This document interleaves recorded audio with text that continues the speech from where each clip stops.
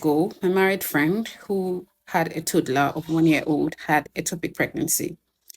We weren't quite friends at that time, so she didn't think of it important to tell me about her plight. She has been bleeding on and off for 2 to 3 weeks or so, she claimed, with severe abdominal pain. She had also been taking antibiotics and other infectious drugs because she thought it was infection. She thought it was she thought it was irregular menstruation, and she never thought it was pregnancy because, like some of us, or like all of us, we think our free period calculation is an A game. Ectopic pregnancy is that pregnancy that implants any other place apart from the uterus. Since the fertilized egg can't survive outside the uterus, it therefore ruptures and damages surrounding organs where it implants. Ectopic pregnancy mostly occurs in the fallopian tube, but it could occur in the pelvis, in the abdomen, or even in the ovaries itself.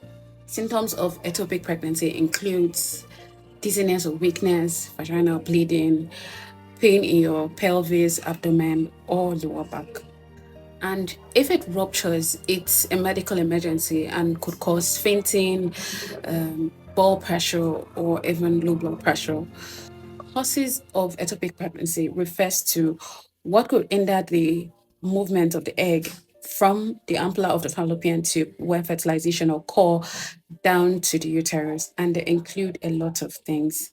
One is scar tissue, adhesion, or inflammation that might have been caused prior to a pelvic surgery, damage to the fallopian tube from maybe STI or any other infection. Another cause, another cause is an abnormal growth blocking the fallopian tube. Okay, so it's blocking the movement of the egg from the fallopian tube to the uterus. Irregularly shaped fallopian tube in very rare cases. Another rare one, but very possible, is the presence of an intrauterine device or IUD as a time of conception. Complications include, of course, infertility and severe bleeding, which is life threatening. Diagnosis include a urine test, then a blood test to confirm pregnancy, then an ultrasound scan to confirm pregnancy and its location. Here is a beautiful part of the story. Most women who have ectopic pregnancy will get pregnant and even deliver plenty children in future, even with the loss of a fallopian tube.